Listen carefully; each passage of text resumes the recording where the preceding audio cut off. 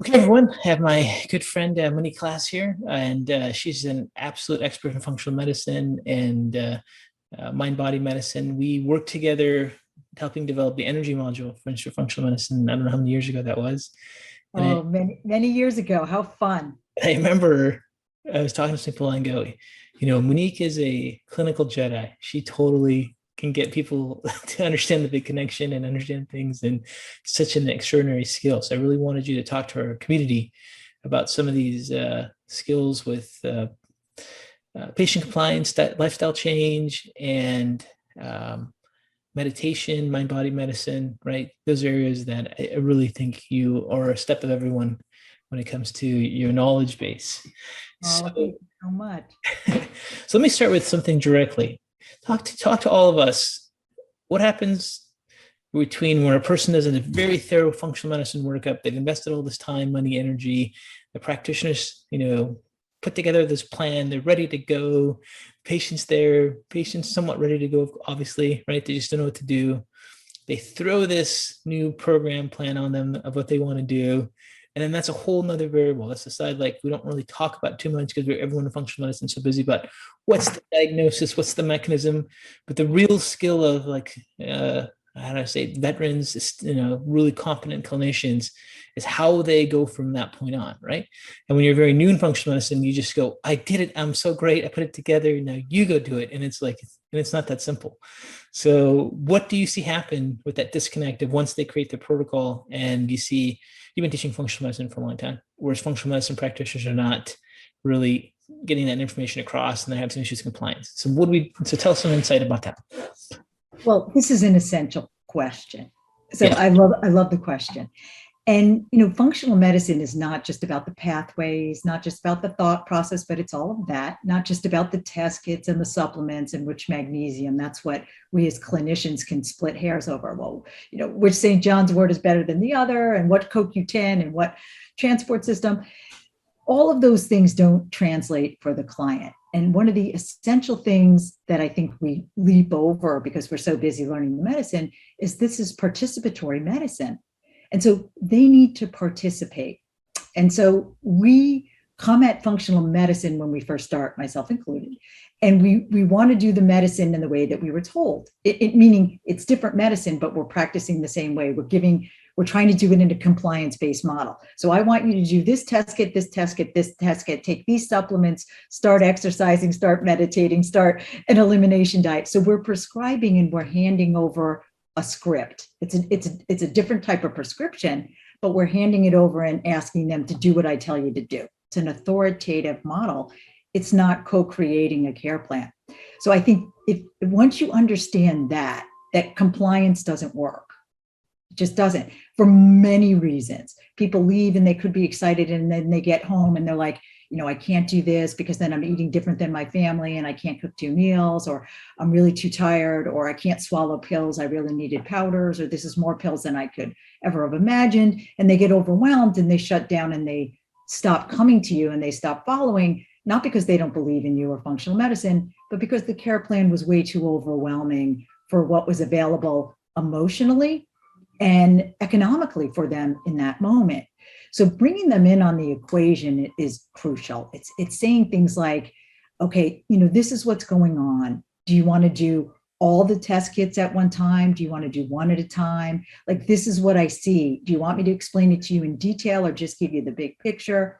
What do you want to do first? Do you want to just work on the food first? Do you want to start with relaxation? Like, you bring them in and let it be self-directed. Because when they tell you what it is they can do, then the care plan is created by them, but guided by you. So I always look at myself as I'm the facilitator. I'm not the dictator of this. And I know the medicine, but they know themselves. The key is change, and micro dosing things is the way to go for most people. Very few people can go from 0 to 10 with a big change, right? So we're talking about behavior change. One is how you engage them and get them to participate. And then it's how do you get them to change longstanding behaviors that have been there for multiple reasons, as defense mechanisms, as stress relievers, as, they've just gotten habitualized in the brain. That's a different question. So both things need to be addressed and be brought into the consciousness of us as clinicians. Okay, that's awesome. So let me highlight a couple really important things that I think are really important to focus on for a second. One is, you need to have participation to do functional medicine, which is very true. So, not everyone is a candidate for a functional medicine model. If you don't have a highly motivated patient that's willing to make some changes and do things, then it just doesn't work. So, you and I have always heard someone go, how do I do functional medicine in my practice? I have an insurance-based practice, or I work in a hospital setting, and you're like, you really can't, because they're kind of just there because they are in crisis care. They don't necessarily follow through with stuff. So it's like, you might be in the wrong environment. That's why functional medicine is working for you, is because you don't have the right patient population that understands that they're willing to participate. They're willing to make changes, and I can tell you for myself, maybe you have similar story, but I got burnt out in practice for a while because I was investing so much of my, as a clinician, you invest your soul, your sense of self, everything you have into figuring out something with the patient, right? So you work hard at it, and then you have someone who doesn't comply, and then you have a couple of those over and over again. You're like, I don't want to do this anymore. What's the point? Because you're investing all this time into it, and you're not getting any change because no one's following anything. I remember I'm like, I have to do a case review. So I had to make sure I screen patients, and then I had to, then that didn't filter enough people that were ready to go. Then I had to have them fill out all these forms. Then we had to raise the fee to a certain amount. All that was just to kind of figure out the right candidate, so that when we're actually done doing our thing, that, our workup, that they would actually comply. But that's one thing. So I think practitioners should really be aware that, like you said, this is participation, that a functional medicine patient has to be an active participant. And then the second thing you said, I think, is so profound, and is that ask them where to go. Like, here's the big picture. Here's the plan. How do you want to do it? That's such an easy thing to do. And it's so powerful because now they're part of the game. Now they're working with you. Now, I think it's really, yeah, go ahead. Yeah. That's exactly it. Because now they're on the team. Now they're part of the experience. They're not just being told what to do. Datisa, I love what you said, because burnout comes in the compliance model because we as practitioners feel we're shouldering the load. I have to fix them. I have to make them follow this. And in some way, and I'm talking about myself, some way in my early days, I would look at it like I failed if they couldn't follow. Right. And then I said, I can't fix them. I can facilitate. And when I made that switch, I wasn't burned out because I wasn't taking it on. And when you bring them in, they're telling you what they can and cannot do. And what I found, Datis, is they'll create a care plan that I would have never thought of. Right. Which is so fun. I could have never thought of that. And then they'll create, well, I can do that for 10 minutes and I can do that. And when they tell you what they can and cannot do, change is about momentum, Datis, right? So if you just get them going, like I always say, the hardest thing for me when I used to run was putting on my running shoes. Once I got my running shoes on, and I would trick myself, okay, I'm just going to do half a mile. Then you start feeling good and you can do longer. But if you don't, you stop at a half a mile. So if you get the momentum going with change by doing the most small essential first step, just to get them moving and get them out of contemplation, if you want to use the stages of change, right? Get them out of contemplation to actually preparation and action by little steps that they won't object with, that they've determined, you've got gold. Okay. It's so simple, it's hard. It's so simple, it's hard. So let's talk about some real applications of that. Because, that's it's the way to do it, but there's sometimes things come up. So here's a scenario. Got it. You give them the options. And I really don't want to change my diet right now. And they kind of just go, can I just take this supplement? And then you're at a point where the choices they're making, let's say, whatever the choice they decide to follow through with, right? You go, well, that's not going to work. That's not going to have enough impact to get you out of it. So then you have to push a little bit more. So how are you adjusting that? It's a great question. So I don't even push. I say, listen, these are your options. You don't want to change your food plan. And then I always say, is there any part of your food plan you can change? Can you give up your diet soda, cut your diet soda back in half? Well, I can do that. Can you maybe one day a week do a vegetarian meal? Oh, I can do that. Can you add a couple of carrots or a couple of blueberries? I can do that. So, when you ask them and you break it down really small, most people will sign on for something and they're signing on for it. They're like, I can do that, or I can't do that. So I let them I let them do it. And if they ask me my opinion, if they say, do you think I'm going to get the change I'm going to want to get? And I say, listen, we'll see. You probably get a better change if we do this, but let's do what's available to you. So I don't even try to convince them to sign on. I give them my best scenario, what's worked for me in the past, where I think they'd get the biggest buck. And then what I'm doing is I'm taking where they are in the process with what my experience is, and I'm trying to bring it into alignment and move them in a direction. And I'm honest with them. I'll say, listen, if you take on this, and this, you'll probably see your symptoms relieve faster. But if it's not available to you, we can modify it, but no, it'll take a little longer. Are you okay with that? So I just keep asking them what they're, and then they, you know what, I really want, this fatigue and this brain fog is so intense. I want it done the fastest way possible. What's the fastest way possible? This is the fastest way possible. So every chance I get, I engage them, because when it's self-directed, when they make that decision, knowing options, it's a different experience. You're not fighting them. You're encouraging them and inviting them. You're inviting them. Yeah. And I got to tell you, for me, this is the area that I struggle with most as a clinician, is these skills, because they're not easy skills. It's not like you just go and read a book or go to a seminar and do it. It's like you have to have real life human interaction and then experience, and then how to read people, and then how to really figure out how to not overwhelm them and tell them what to do, but at the same time get them involved, and like you're saying, like engaging them. But it's not easy, and it takes time. And I think some people are extremely good at it, and some people have struggled with it. So I can tell you, I struggle with it.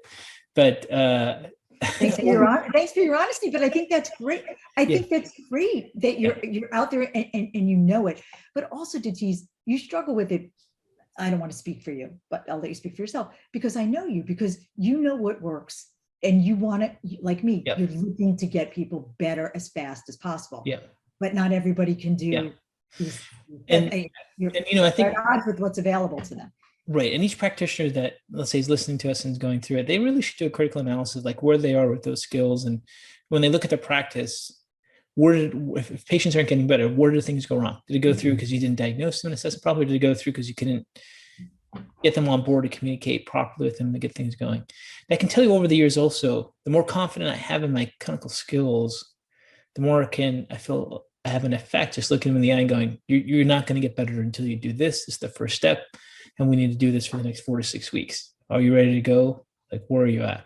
So I do get really, I think, not as casual, but like, listen, this is what's going to happen in the next 4 to 6 weeks, or I don't know what are you expecting, right? So like, this has to happen. What can you do about it? And I think yours is more effective, but I think mine comes from, I don't know, my own personality, or I mean, everyone has their own thing they have to deal with, and it's important to know that, right? Yeah. And the tease, I'm just going to like expand what this conversation, this is such a great conversation, because this is what we're all up against. Yeah. Some quick things. So if you're listening to this podcast and you're saying, well, where do I even start with engaging people? Just a very simple thing. When from the bottom of your heart, something really works, you're speaking from a deep sense of wisdom and experience. You need to share that because they need to know.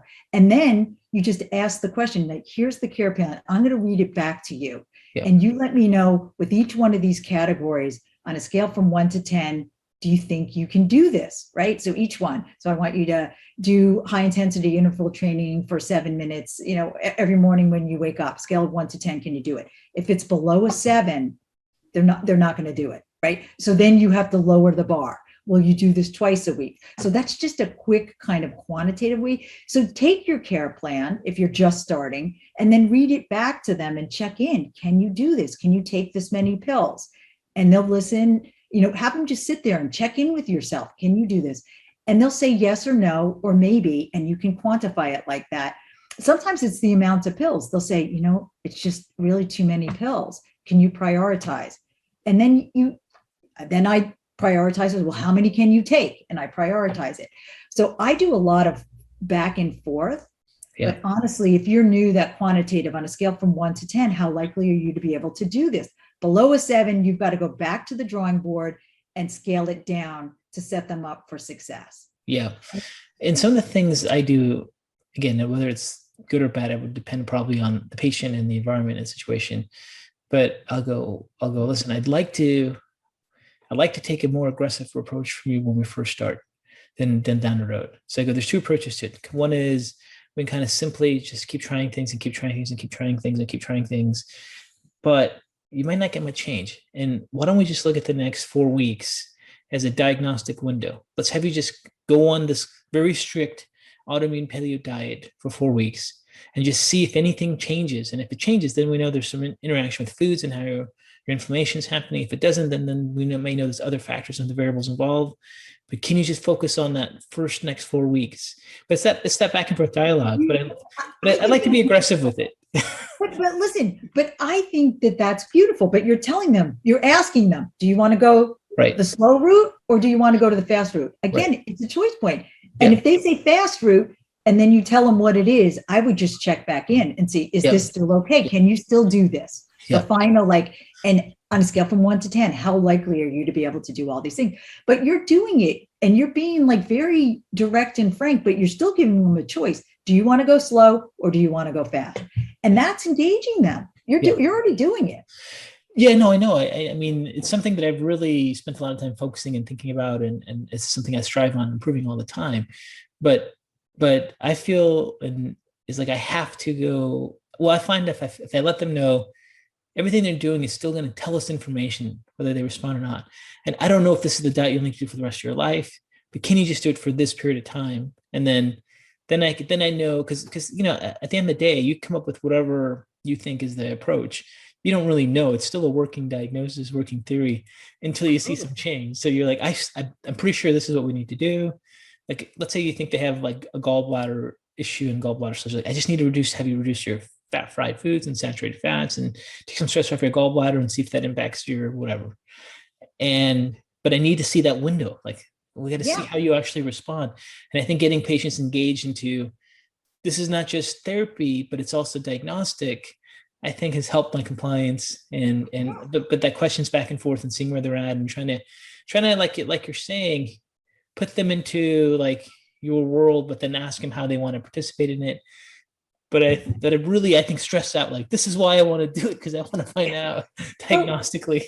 But I think that's important, and that's your personality and that's your style, right? Yeah. And I want to go over a couple of things that you said. So as a practitioner, just I hear your passion, you want people to get better. You wanted them to do this for a month, the fast route, because you want them to get better.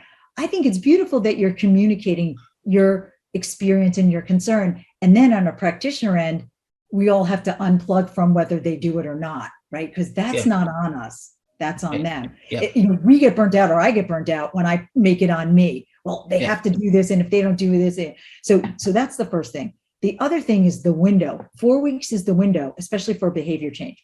After 28 days, you set up new neuronal networks. So if somebody does something for a month, just from a behavior change, habit change thing, their brain changes. The pathways are changing for them by doing a new habit, right? So you're creating new tracking where the habit becomes easier after 4 weeks. So getting them to sign on to a 4-week soundbite is just a beautiful thing for you and for them. You can see diagnostically what's going on. They can feel it in their body, but also it changes the tracking in the, as you know, this is the pathways, the habitualized pathways in the brain. You get new pathways after 28 days from different habits, whatever that habit is. And the other thing, Datis, is, I use a language, and this is my language. When you bring them in and say that, this is a diagnostic window, I engage them in it, and your awareness, you being a really good historian and just become aware of where you feel these things in your body. That's really important to me. What part of your body improves, what gets better, what stays the same, how's your mood? Be aware of the changes and whether they want to write it down or just talk it into a phone, because then you're doing a couple things. You're creating, really good data points for them and for you. And you're also increasing their body awareness. And which is a meditative practice, right? We want people to drop into their bodies and be aware. What am I thinking? What am I feeling? Where am I feeling it? So then you're doing a reflective practice and they don't even know it. It's just part of your care plan. Right. So this really important step of communicating your plan and getting the patient to understand and getting them on board is really where everything really happens, right?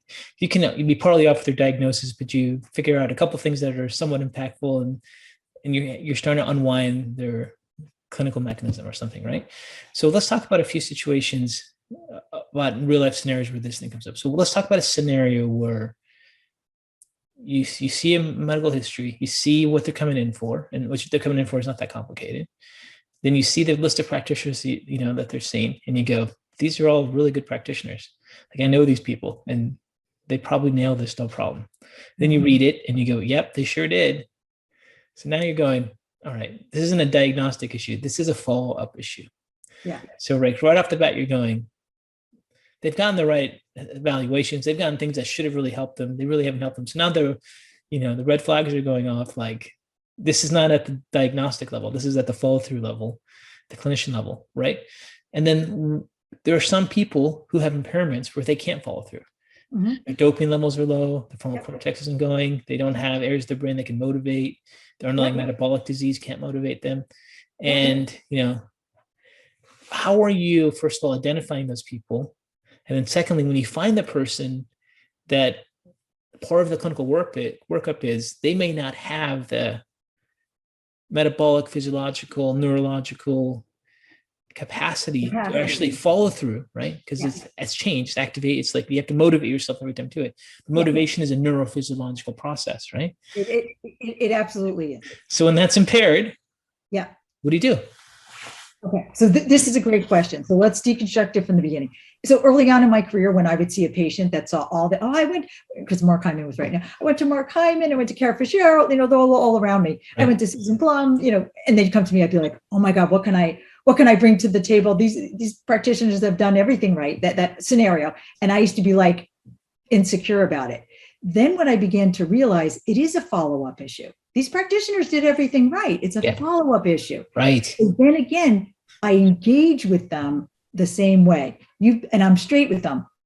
I hear their whole story and I say, listen, you've been to brilliant clinicians and I actually agree with everything they said. So how can I help you explicate this, or whatever word I use? What are you looking for in me that I can help you manifest this? And they'll give me some kind of an answer, right? Well, I did their care plans, but, it was way too many supplements. And then I couldn't follow through. So I was embarrassed to go back because then I'd be like a failure. So I didn't want to go back and tell them that I couldn't follow the diet, or it was too much. So a lot of times it's their fear and shame of not being able to follow through. So I've started saying things like, listen, win, lose, or draw, like, this is our first rollout. The most important thing to me is that you come back in my office, and I schedule more frequent follow-ups, whether it's telemedicine or whatever, because they need more frequent follow-ups, right? So win, lose, or draw come in. I take the shame and the fear of failure out of it because it's information. It tells us things.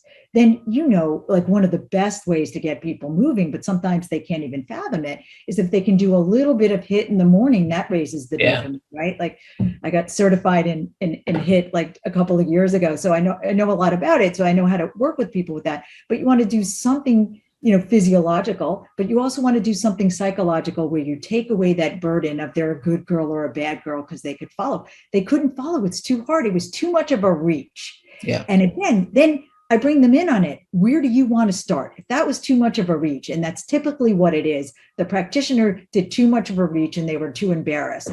And maybe they made a call to the office and the doctor didn't call them back, or they'd have to make another follow-up and they didn't want to do that. They just wanted a question answered. It'd be multiple things.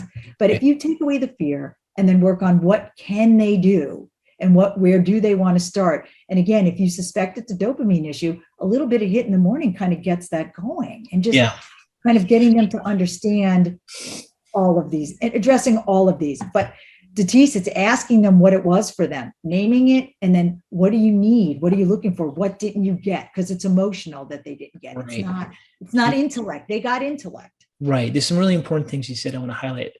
I also want to talk a little bit about, just to add something for the listeners. For me, when I see physiologically that they can't do it, I usually try to get, like the spouse or someone else to be involved. And I always tell them, listen, like your husband, your wife, your son, they're not trying to disrespect you. They can't actually motivate themselves to do it. Like you don't take it personal, because at some point they're like, I don't know what to do anymore. And it starts to strain relationships, because let's say you have, I don't know, a husband who's in chronic pain and has diabetes, and he kind of wants to do some changes, know how, but then he won't follow through with anything. And then the spouse is like, I don't know what else to do.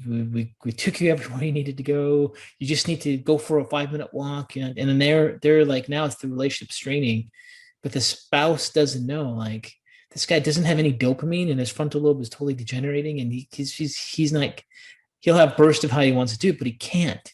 So having that relationship with the family member, the other people there, to get them on board is I think something that's very helpful. But if they can do something like you're saying, HIIT or anything that can raise their dopamine levels a little bit, or whatever it can be, then but I think for practitioners, thing to know, there are some patients that really do have physiological issues. Yes. And Yes, and this leads to the area where I want to go next, which is burnout. And you've mentioned this a couple of times, and I really want to highlight it, because I think, for all of us that are taking on the challenge of doing functional medicine, you're not the average person. You're willing to take a lot of pain, suffering, learning, growth, commitment to then be able to help patients, right? Because it's not the easy route. Definitely being a functional medicine practitioner is not an easy route. It's a lot of work. And then if you do all that work and you're not seeing outcome, then you're almost asking yourself, is it really worth it? Because I'm doing this because I really want to see outcome, right? Maybe that's the reason you got into healthcare. Of course it is. You're a health professional. You wanted to see people, help people, right? You didn't get in for other reasons. And then if you take on functional medicine. So let's talk about the burnout, because I personally have burned out several times, to the point like I didn't want to practice at all, right? And it's something I think most people struggle with, especially when they invest so much time and energy to learn, and all of a sudden they're not getting results. And you said some really powerful things, like, it's not on you. All you can do is give them, the direction, and give them the choices, and see how they follow through with it, and kind of guide them through it. But you've been teaching functional medicine for a long time. So let me start with this question as we get into this topic. What are you seeing as the disconnect for practitioners having variables in their practice that's causing them to burn out? Yeah. So I think there's multiple variables depending on the type of practice that you're working in. But I think one of the things to tease is your personal practice and your personal work-life balance is going to play itself out, in the office space, right? So you've got a lot of stressors at home. If you don't have a personal practice that's balanced, if you don't balance out your work life, like many of us, I didn't, right? I was running it incredibly hard. And those are the moments I felt burnt out. But then it's beginning to share authority with the patient in the way that I talked about is just a game changer. And, we get, just like the clients, any habit gets habitualized. The wiring that we've learned is we're the authority, it's on us, we're the expert. And so the newer model that I think decreases burnout is that, well, we're the expert on the medicine, but they're the expert on themselves. And it's the shared authority where they're participating, so we're not shouldering the load. That's really changed my personal practice. And so I'm just very easy with it. Like, what can you do? I just ask them, what can you do? Like, this is my experience. What can you do? And I'm very loving and gentle with what they can and cannot do.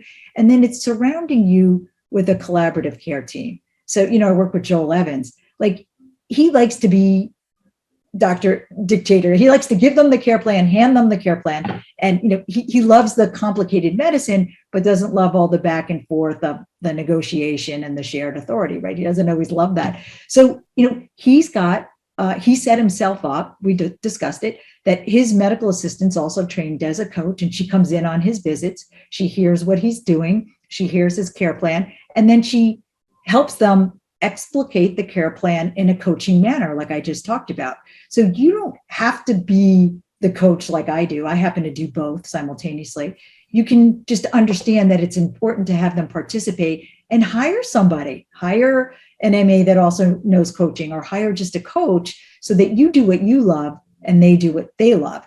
And that decreases burnout. I don't make it my responsibility if they follow or don't follow. It's my responsibility to order the right test, interpret it properly, and understand the medicine, what they do with it and what they don't do with it. I want them to get well. My intention is for them to get well. But if they don't want to participate in their own health and well-being, I don't take that on as my failure. And that was a shift psychologically, and that was a shift in wiring. Oh, it's not my fault. I didn't do so. I used to think I did something wrong. No, we're not doing anything wrong. They're not ready. And it's just letting them know, listen, when you are ready, I'm here. And I've said that to people. I've said, listen, we've done all these things. We've had a discussion. And I said, I'm always here for you. You let me know when you're ready to, embark on this, and I'm here for you. So I just keep the door open in a loving, gentle way. I never shame them. I never make them feel bad about themselves, because there's so many reasons people can't do what they need to do for themselves at any moment in time. Right. So let's talk about that, because that's another very important topic.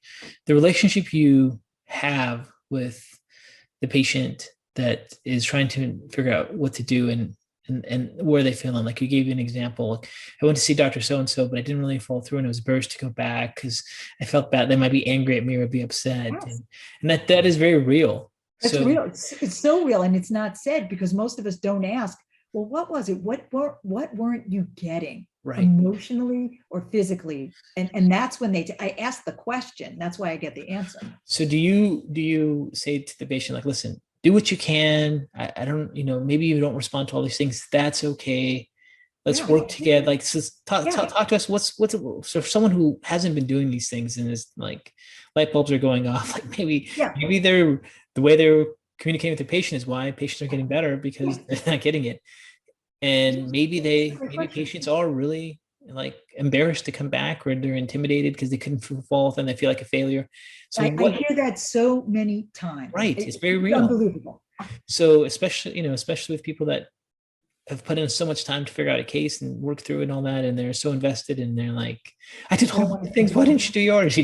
But how do you, what's the language you would recommend setting? It's great. It's a great question. And the other thing is, they don't want to disappoint you, right? They don't want. So there's all of this in the back, because we're seen as authority figures. So all of their authority issues kind of get spilled over on us. Like they're afraid, they're ashamed, they're fearful, all that kind of stuff. So, I'm just really straight with people. I just like, so what I do is I say to them, listen, this is what we've both agreed upon, because I bring them in, they're agreeing, I read it back, they're agreeing. This is what we both agreed upon. I want you to know, would I love you to follow? I'd love you to follow. If you don't follow, I don't care. I want you kind of come back in my office, because the biggest thing that I want to know is, what was the block? What derailed you? Because if we can figure out what derailed you, then we can go back and get the root cause of you not being able to follow through on things, right? So I just open it up like that. And I'm very straight. I said, listen, I'm not a shame person and I'm not a failure person. It's all information. And that's what it is. Yeah. So they come back and they're like, I couldn't, and sometimes the reasons are really just logistical, right? I couldn't follow because I'm working full time, and then I'm going to school and getting my master's, and I have a child with autism, and I'm like incredibly busy. I can't even find the 5 minutes to do X, Y, and Z. So then you start to get at what the barriers are. And sometimes the barriers are more complicated, right? It's an emotional block. Like food has been punishment and reward for 50 years, right? And so they're either punishing themselves by, withholding food from themselves, or they're gorging, to reward themselves for doing something, and they don't have a balanced way of eating. And it's hard for them to follow some of these care plans. And sometimes it's just habit, right? It's the ritual of, say if you ask them to give up, coffee, whatever, it's the ritual in the morning of drinking coffee and the smell and the sitting with their husband and listening to the birds and coffee, and they're not ready to give up that ritual. Or same with alcohol. I'm not ready to give up date night 3 nights a week and we have a glass of wine and that's how we connect, and I'm not ready to give that up. So some things are sacred cows. And so, that's another thing I ask them, like, what's your sacred cow and why? Like, what are the things that you're not willing to give up, and what's the reason? Right. But the key part is also to set the tone. Like, yes, you don't have to do everything. Let's see, even if something doesn't work and you can't follow through, or you're having a hard time doing something, it's okay. The most important thing is we communicate. You let me know what your barriers are, and then you start to change the relationship you have working with them, because now you They'll let them come back. know it's okay if you can't, you try and you can't follow through with all the recommendations, and then so there's that part of it. But then, Can I say one more thing? yeah, The please. other thing they do is when they take me up on it, when I give them this great care plan and they've agreed to it and they're excited and they walk out and they come back a month later and they haven't done anything, and they sit down and the first thing they'll say something like, I'm a total failure, I'm a loser, I didn't do anything. I'm like, I'm so glad you're here. I'm so impressed that you came back in and you were willing to like be vulnerable and Yeah. say that, and let's work on this. Let's deconstruct this and figure out what got in your way. So it's just encouraging them to come in no matter what happens. And to me, that's the secret. If you keep them coming in, they can get better. Right.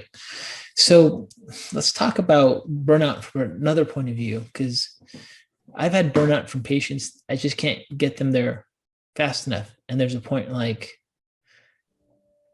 I'm wasting my time, because, there's times where you're like, you only have so many spots in a day. People can't get in. And now you have a person who's not really able to they can't make it happen. And maybe it's like the 8th or 9th visit and they just can't get it to happen. So then you're like, okay, well, I'll give you, that's the background. I'll give you a story. I had a mentor, and over life, we'll have many mentors. So I had this person I would consider a mentor, whether that term was really applied or not in real life, it doesn't matter. But they said, listen, he goes, this person told me, I want you to promise something, just do it. And I said, okay, what is it? He goes, doesn't matter. You're a new graduate. I'm going to tell you something. I've had a lot of experience and you're going to promise me to do it. And I said, okay, because I want you to fire a patient. And I'm all, what? Because there's some patients that are going to completely wear you out. They're going to be vampires. They're going to take away your energy and soul for the rest of your patients. And when that happens for you, you need to know that. And it was a different part of this, but there's a part of it where, and I think different personalities have a different response to it. But there's a point I remember, and the lesson I learned was, if I look at a schedule and I see patients' names for that day, and if I see someone and I go, oh, yep, I either think I'm failing or they're failing. Something's happening. Something's not working. So there's a point where things just don't work. Like I may not be the person that can translate the message to them. They may not be at the place where they can even initiate stuff like that, right? And if you keep yourself in that position all the time, despite taking, like, hey, I can only guide you, it does have an effect over time. It does impact you. So when you're in a situation where you've done everything you can to create a safe place for them, you have really been a guide for them, they're just still struggling to go through with it. But you know that when you see them, that it's impacting your energy, and it impacts your energy with the rest of your patients the rest of that day. What do you do? I mean, I think it's a great question. We've all experienced that. That's the moment, right? You look on your schedule and you're like, oh, that person, I don't have the energy today. We've all been there, right? Yeah. And so, 3 different things that you said, so if the patient really is, if I've done everything and they're unable at this moment in time to follow for whatever reason, or if I feel like maybe I'm missing something, I'm just straight up with them. I said, listen, I feel like, I've done as much as I can do. There's something not happening. I don't want you to waste your money and time, but, I'll refer them to someone that I think can make it happen for them. If they're engaged, like I had one lady that came to me, quote unquote, for weight loss. And for the first 2.5 years, didn't lose 1 pound, but she kept coming in almost every 2 weeks. And we worked on completely different things. So if they're engaging and it's not a vampire, I don't care how long it takes for that to click in. But if they're a vampire, I do 1 or 2 things. I do that, or refer out, or I'll say to them, you know what? Why don't we spread these appointments? Why don't we spread these appointments out? I try to spread these appointments out a little bit. And the third thing I do is when I see that I'm responding that way, I'll say to myself, okay, this is my higher, this is when I'm in my higher self, and we're not always there. Sometimes we're like, oh, let's refer them, let's space them out. I'll say, okay, I'm responding this way. Can I find something about this person to love or like? Can I drop into my heart for a moment? Because my amygdala is already on rapid fire. They haven't even walked into my office yet. How do I know they're going to be like that today? Right. So I kind of flip it on myself. I catch myself in the moment. I set the stage. I'll do a little thing that, I personally do, my own little practice to kind of get myself in compassion.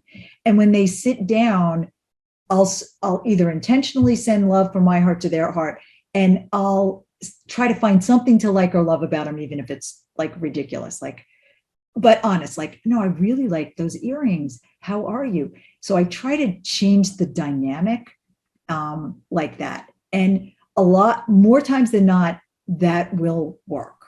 Sometimes, if it's kind of, and I hate to throw labels, but more of a borderline personality person who's angry at me or the staff, that's the only time I'll fire somebody. They have to have been irrational and yelling and screaming at me or the staff and rude. If they're just a drain, but they're in pain, I try to find a way to get compassion. But if they can't do anything, those are kind of my different modes. Right. And the term fire is like really a strong word, but let me kind of say a few things too, because it's right. I agree with everything you're saying.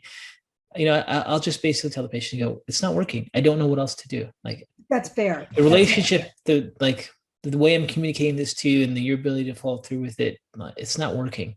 I really would like you to have a different person to work with, or different perspective, or maybe there's a connection that can happen with what they're doing, or maybe I missed something in the diagnosis. So there's definitely a point, I think, also for burnout, where you may not have the ability to connect and communicate with the patient. They may not be ready to follow through with it.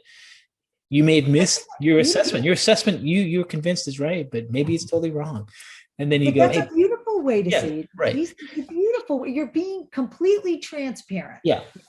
And I think that helps you from also burning out, because you're saying, I don't, like I actually tell them, I saw your name today and I went, shit. And they're like, really? And I'm like, yeah. And I'm just thinking, I don't know. I want to help you. I don't know how to help you. I've done my best to put together this protocol for you. And maybe it's the wrong protocol. But maybe, I don't know what the circumstances are, but we're not getting anywhere. I really want you to get better. I want you to really consider working with some other people.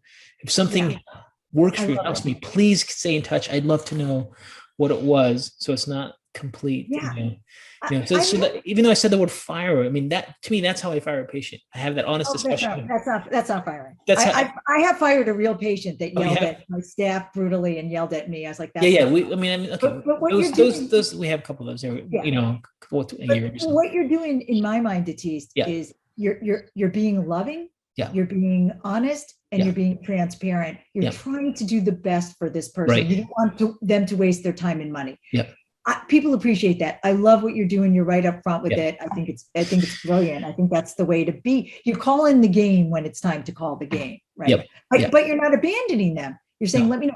What I found sometimes in those situations, and when I've done everything I can do and I say all that, oftentimes I'll send them to a body worker, because sometimes these things are deep in the tissue. So there's a body worker that I have collaborated with, and she's just like the body whisperer. She just knows deep tissue, and she knows energy work, and she has real degrees, but she has special skills with finding trauma or past things that are stored in tissues that could be blocks.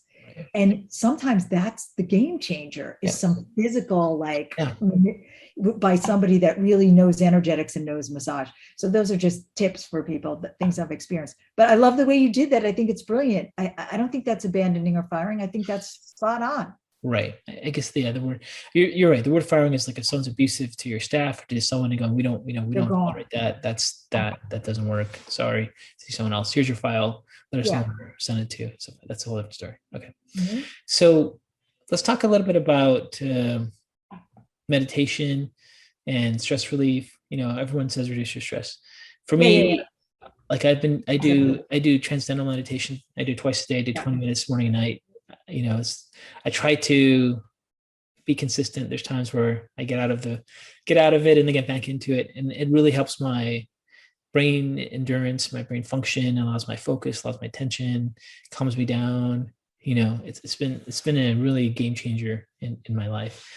And I know you're an expert in meditation and mind body medicine. So talk to us about how that plays a role in functional medicine, because functional medicine is such a biochemical, nutraceutical, laboratory testing world, but there's this other part of it.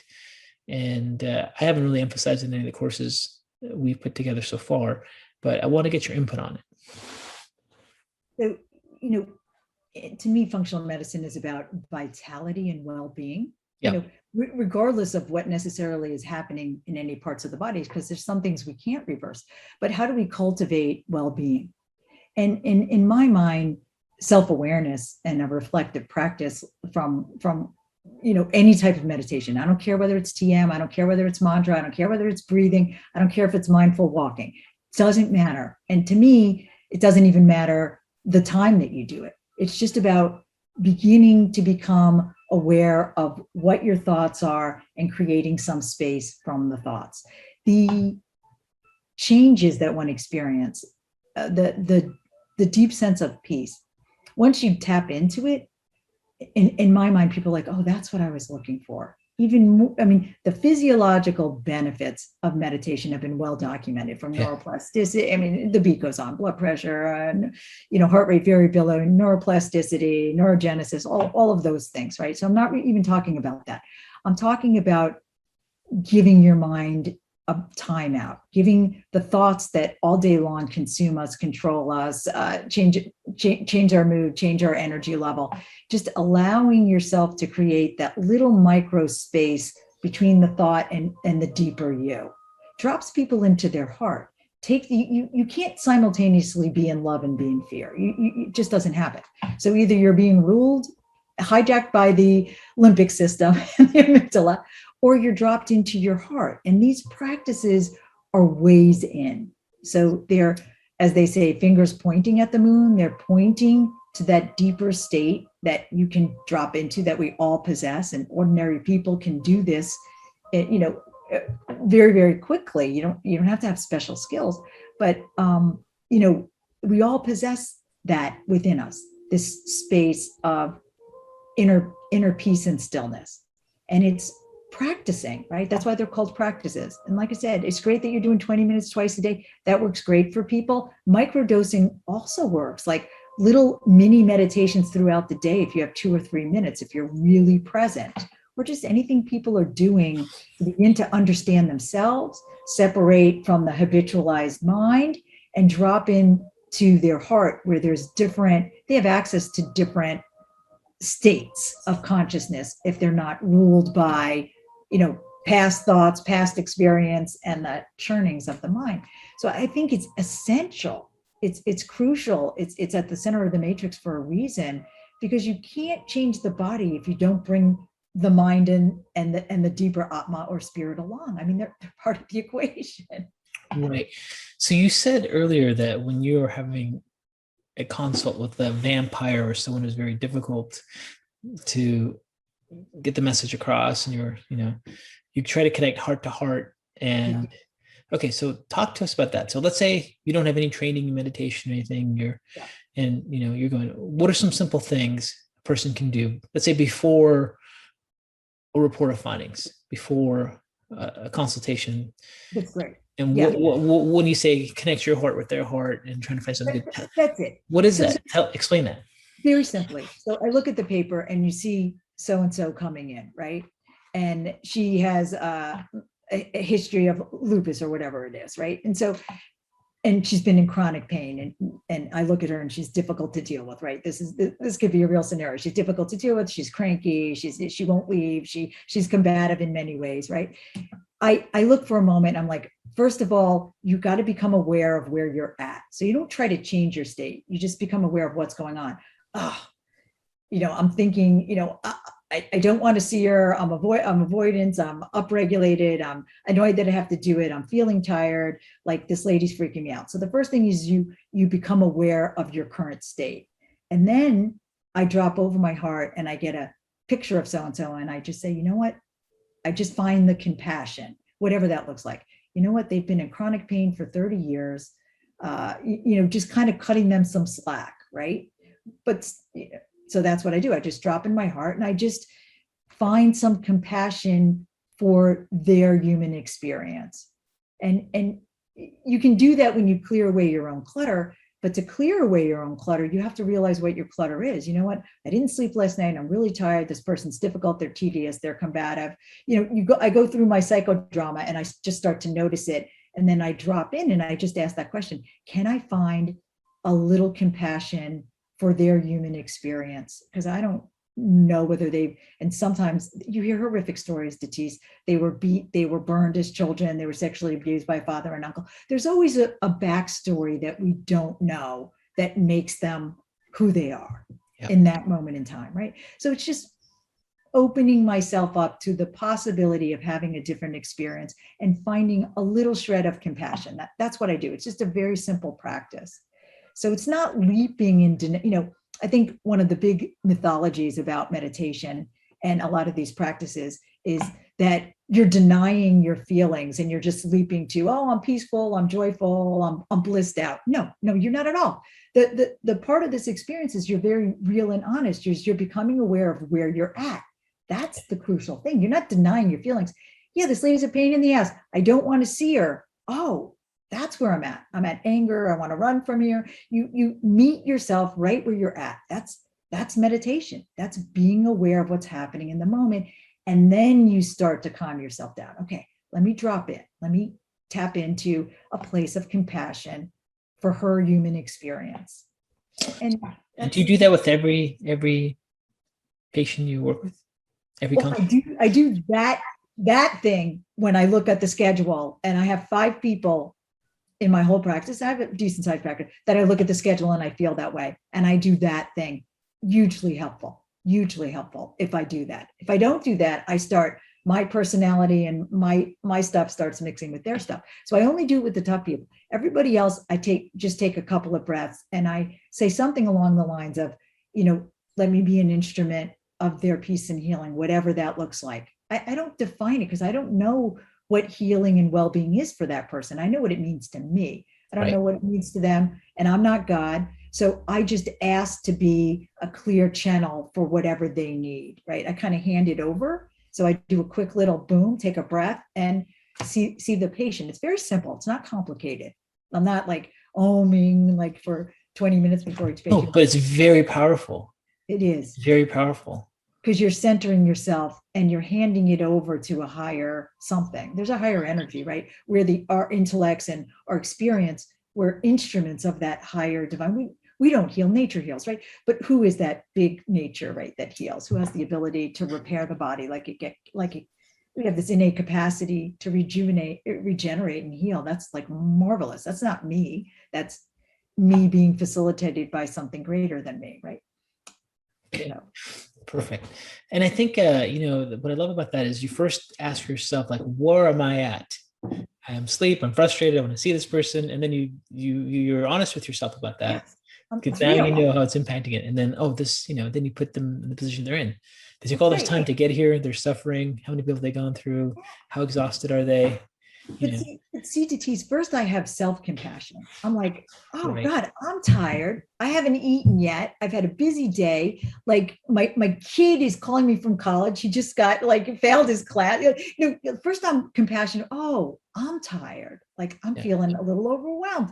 And I have a compassion for myself first. I think that's key. I didn't name it before, but it's self-compassion. And then I find compassion for the other person. But this is my personal philosophy, that we mentor the younger generation because we've had so much experience and we've been around the pioneers. We heard it from the horse's mouth, right, in small rooms. So I think that's part of our dharma, is to be mentors, but also to stay open and stay humble. We can still learn. I mean, I'm still constantly learning from my peers. I listen to your stuff, Datis. I'm always learning from you. I'm always learning from David Hasse and everybody. Joel Evans, Dan Lacazer. I'm always learning from our peers. So never stop learning. Stay open. Stay humble. Be a mentor. And for the new people starting out, is be patient. I mean, it took years for me to hone, and I'm still learning to hone this. So be patient, be open, find a mentor, and be kind to yourself. It takes a long time. Start small with something you know well, and then expand out, right? I didn't start with knowing everything. I started with what I love to do, right? And then I expanded out my knowledge base from there. Perfect. All right. Well, thank you so much. And I really appreciate you taking the time to really give us your wisdom and your insights. And I think what we talked today could be one of the most important parts of functional medicine or just clinical practice, which is the importance of communicating your message to the patient and understanding that relationship, that it's really the other half of the battle versus than just the diagnosis. So thank you so much for that. Oh, thank you so much, Tatis. And you know what I really appreciate? I appreciate the way you're transparent and honest with the listeners, with me, and with your patients. That is so cool. It makes me trust you. So if I was a patient and you were honest and authentic like that from your heart, it cultivates a lot of trust, which goes a long way. So keep doing the brilliant work. Awesome. Thank you so much.